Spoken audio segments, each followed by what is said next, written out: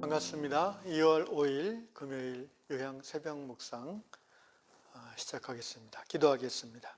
주의 말씀은 내 발의 등이요 내 길의 빛이니이다. 오늘도 주의 말씀이 우리 삶의 빛이 되게 해주시고 우리가 오늘 하루 만나고 해야 될 모든 만남과 일들 속에서 하나님의 말씀으로 지혜를 얻고 또 길을 보게 하여 주시옵소서. 이 시간에 말씀이 우리를 추동하는 아름다운 하나님의 은혜가 있게 해 주시옵소서. 예수님의 이름으로 기도합니다. 아멘. 찬송가 304장입니다.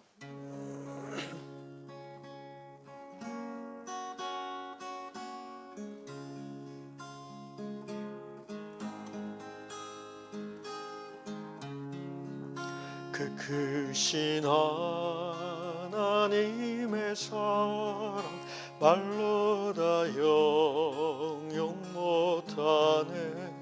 저 높고 높은 별을 넘어 이 낮고 낮은 땅 위에 죄범한 영혼 구하려 그 아들 보내사 화목제로 삼으시고 죄 용서하셨네. 하나님 크신 사랑을 증량 다 못하네. 영원히 변치 않는 사랑 성도여 찬양하세. 괴로운 시절 지나가고 땅 위에 영화쇠할 때 주 믿지 않던 영혼들 큰 소리 외쳐 울어도 주 믿는 성도들에게 큰 사랑 베푸사 우리의 죄 사했으니 그네 잊을까. 하나님 크신 사랑은 증량 다 못하며 영원히 변치 않는 사랑 성도여 찬양하세. 하늘을 두루마리 삼고 바다를 먹물 삼아도 한없는 하나님의 사랑 다 기록할 수 없겠네. 하나님의 크신 사랑 그 어찌 닿았을까. 저 하늘 높이 쌓아도 채우지 못한 하나님 크신 사랑은 증량 다 못하며 영원히 변치 않는 사랑 성도여 찬양하세.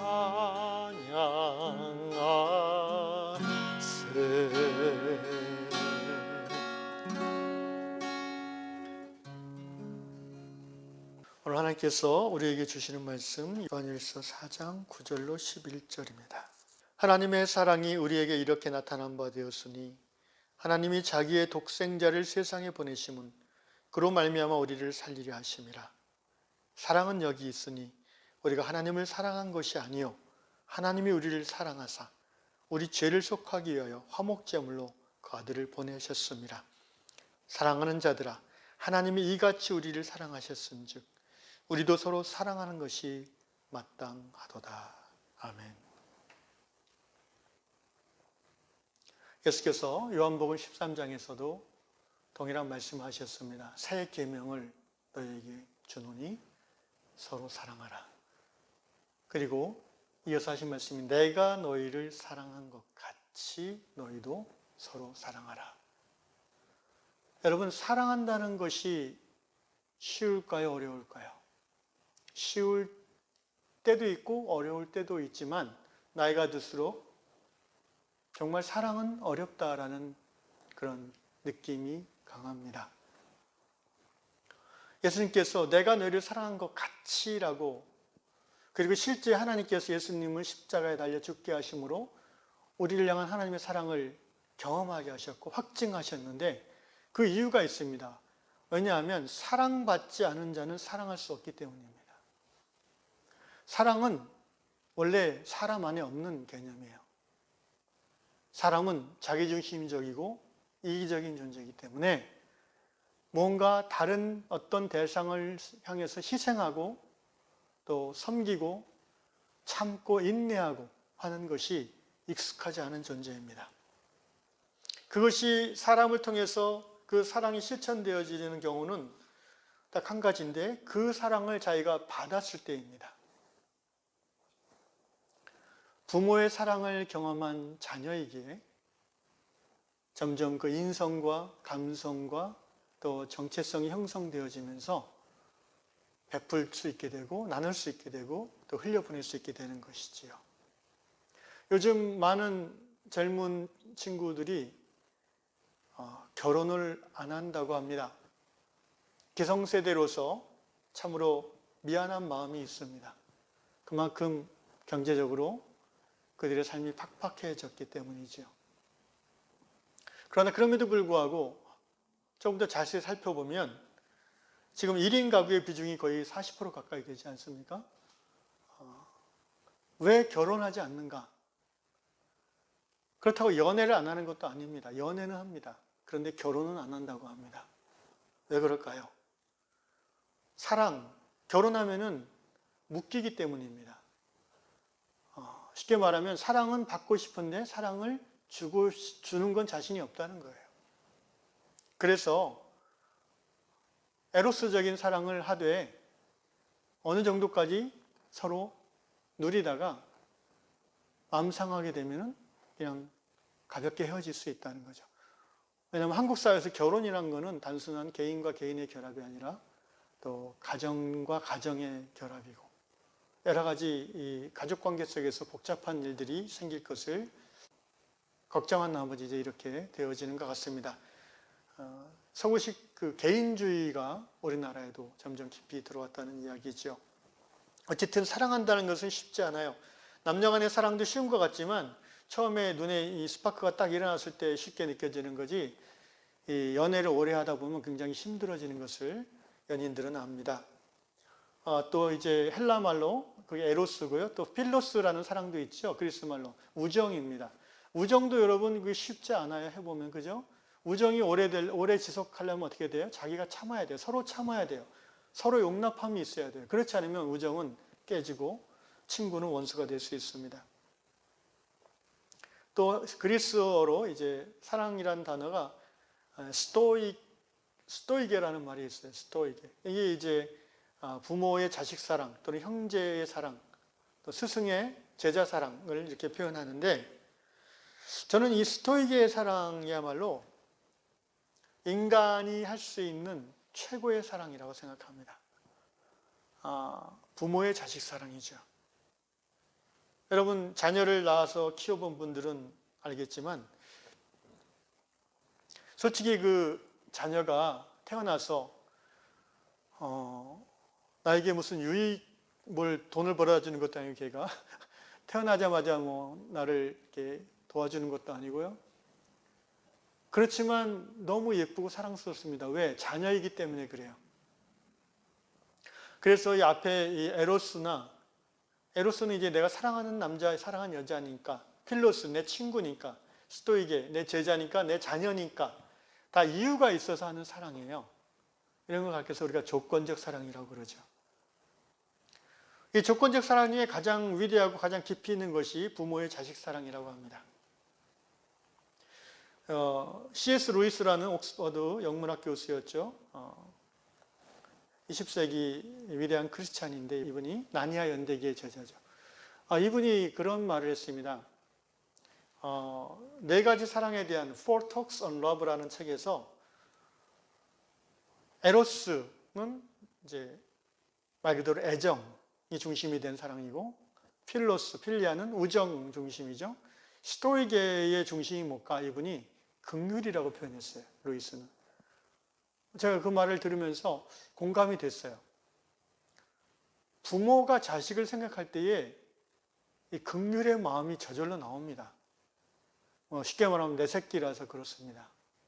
옆집 애한테는 그런 마음이 안 생기는데 내 아이한테는 긍휼의 마음이 막 흘러나와요. 넘쳐요. 그래가지고 내 애가 뭘 잘못했잖아요. 그러면 이런 말을 하는 부모가 많아요. 오죽했으면 우리가 그랬을까? 뭐 이런 말을 해요. 옆집 애한테는 절대 그런 말 안 하죠. 부모는 자식을 향해서 긍휼이 흘러넘치는 그런 사랑입니다. 반대로 자식은요, 부모에 대한 긍휼의 마음이 잘 안 나와요. 그게 참 신기해요. 부모에 대한 존경과 부모에 대한 애정은 있지만 긍휼의 마음은 잘 안 나오는 것 같아요. 자식이 부모를 바라볼 때는. 근데 부모가 자식을 바라볼 때는 그냥 불쌍하게 보여요. 아이고 불쌍한 내 새끼, 이 말이 저절로 나오는 거예요. 고선덥지도 자기 새끼는 불쌍하게 본다고 합니다. 그 옛날 제가 기억나는 게 황수관 박사님이라고 연대 교수하던 분이 있었는데 이분이 이제 강연에서 이런 말을 한 적이 기억이 납니다. 그 시골집 대청마루에서 이제 70대 후반에 그 치매가 든 아버지와 40 초반에 이제 건장한 아들이 앉아 있습니다. 저기 그 마당에 까치가 한 마리 앉아서 쪼아먹고 있어요, 뭐를. 그래서 아버지가 얘야, 저게 뭐냐? 그랬더니 아들이 까치예요. 여러분 치매란 게 저희 아버지도 그런 게 좀 심하신데 돌아서면 잊어버려요. 초기는 치매가. 아버지가 또 있다, 좀 있다. 얘야, 저게 뭐지? 까치라고요. 그러자 아버지가 또 까치. 그래, 까치지. 또 1분 있다가 또 물어봅니다. 야야, 저게 뭐라고 그랬지?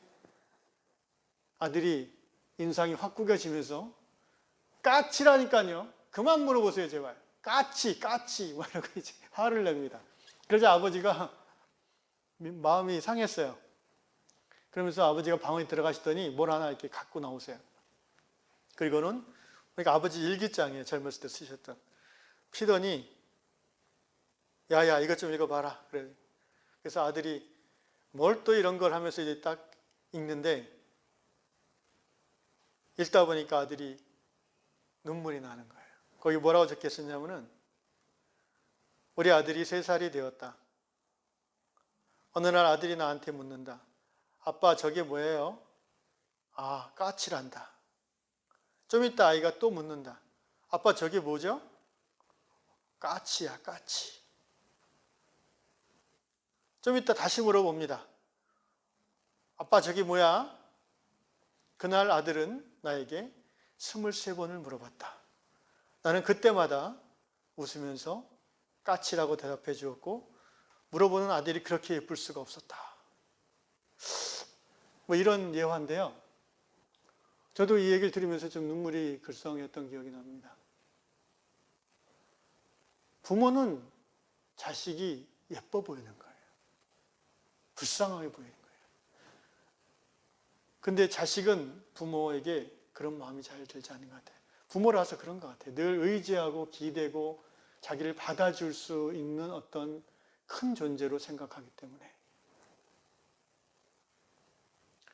인간이 실천할 수 있는 최고의 사랑이 있다면 자식을 향한 부모의 사랑이라고 생각합니다. 그 깊이는 정말 무엇과도 비교할 수 없는 사랑입니다. 아마 깊이로만 따진다면 하나님이 우리를 사랑하신 그 사랑의 언뜻 가까이 갈 수 있는 것이 부모의 자식 사랑이 아닐까 싶습니다. 왜냐하면 때로 부모는 자식을 위해서 죽을 수도 있기 때문입니다.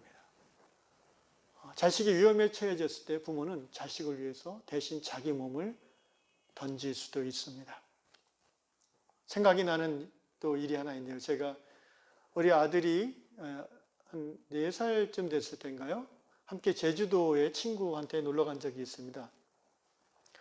무슨 등대가 있는 그런 이름이 기억이 안 나는데 언덕백인데 거기서 이렇게 한 4, 5명이 저희 친구들하고 이제 아이 옆에 동그랗게 서서 얘기를 하는데 갑자기 아이 앞으로 뱀이 지나가는 거예요. 근데 아무도 그걸 못 보고 제가 딱 봤어요. 그 뱀이 독사인지 뭔지 저는 생각할 겨를이 없었어요. 무조건 아이 앞으로 나는 점프해서 뛰어 올랐어요. 그리고는 아이를 안고 제 등을 뱀에게 갖다 줬죠. 그러자 사람들이 놀라가지고 막 뱀을 이렇게 쫓아버렸습니다. 지금 생각해 보면은 왜 이렇게 급하게 했을까? 뱀이 그렇게까지 안 해도 침착하게 이렇게 쫓아낼 수 있는데 그때는 이 4살짜리 아이가 너무나 연약한 아이로 제가 느껴지는 거죠. 그래서 이 아이가 뱀에게 물렸을 때 생각하니까 제가 겪을 위험은 눈에 안 들어오는 겁니다. 그냥 일단 아이를 제 몸으로 커버하고 뱀이 나를 물든 말든 그거는 두 번째죠. 부모는 자식을 그렇게 사랑합니다. 그러나 하나님의 위대한 사랑과는 이 깊은 부모의 사랑도 비교할 수 없다고 합니다. 왜 그런지 아십니까? 자식을 위해서 죽기까지 하는 부모의 사랑이지만 모든 사람을 위하여 죽는 사랑은 아니기 때문입니다. 자식이니까 사랑하는 겁니다. 그러나 하나님은 우리가 자식이 아니라 원수 되었을 때에 우리를 사랑하셔서 당신의 외아들을 십자가에 달려 고통받고 죽도록 허락하셨습니다. 로마서 5장 8절 말씀이죠. 우리가 아직 죄인 되었을 때 그리스도께서 우리를 위하여 죽으심으로 우리를 향한 하나님의 사랑을 확증하셨느니라. 사랑하는 형제자매 여러분, 그렇습니다. 하나님이 먼저 우리를 사랑하셨습니다. 오늘 요한일서 4장에 바로 그 말씀입니다. 10절 말씀, 사랑은 여기 있으니 우리가 하나님을 사랑한 것이 아니요 하나님이 우리를 사랑하사 우리 죄를 속하게 하여 화목제물로 그 아들을 보내셨습니다. 하나님이 먼저 우리를 사랑하셨고 성령의 인도하신 가운데 이 십자가 사랑을 깨달은 사람은 자기중심성, 이기성을 뛰어넘어서 형제를, 자매를 사랑할 수 있습니다. 이 하나님의 십자가의 사랑을 경험한 나와 이 십자가의 사랑을 경험한 너가 만나서 그리스도 안에서 우리가 되어지는 것이 교회입니다. 교회는 사랑의 공동체입니다. 바라기는 요한교회 모든 성도들이 십자가의 사랑을 다시 한번 깊이 경험하면서 주 예수 그리스도 안에서 서로 사랑하는 그리스도의 몸된 교회를 이루어 가시기를 주의 이름으로 축원합니다. 기도하겠습니다. 하나님 정말 감사합니다. 우리가 무엇이간데 죄인인 우리를 거룩하신 하나님 보기에 정말 더럽고 추악한 우리들을 냄새나는 우리들을 하나님 먼저 택하시고 다가오셔서 십자가의 사랑으로 품어주셨습니까? 주님 감사합니다. 그 깊고 넓고 그 길고 위대한 하나님의 사랑을 오늘도 말씀 가운데 우리가 경험합니다. 그 사랑받은 자로서 오늘 말씀을 따라 우리 주위에 하나님이 붙여주신 사람들을, 가족들을, 성도들을 사랑하는 이 양의 성도들 되게 하여 주옵소서. 예수님의 이름으로 기도합니다. 아멘. 하늘에 계신 우리 아버지의 이름을 거룩하게 하시며 아버지의 나라가 오게 하시며 아버지의 뜻이 하늘에서와 같이 땅에서도 이루어지게 하소서. 오늘 우리에게 일용할 양식을 주시고 우리가 우리에게 잘못한 사람을 용서해 준 것 같이 우리 죄를 용서해 주시고 우리를 시험에 빠지지 않게 하시고 악에서 구하소서. 나라와 권능과 영광이 영원히 아버지의 것입니다. 아멘.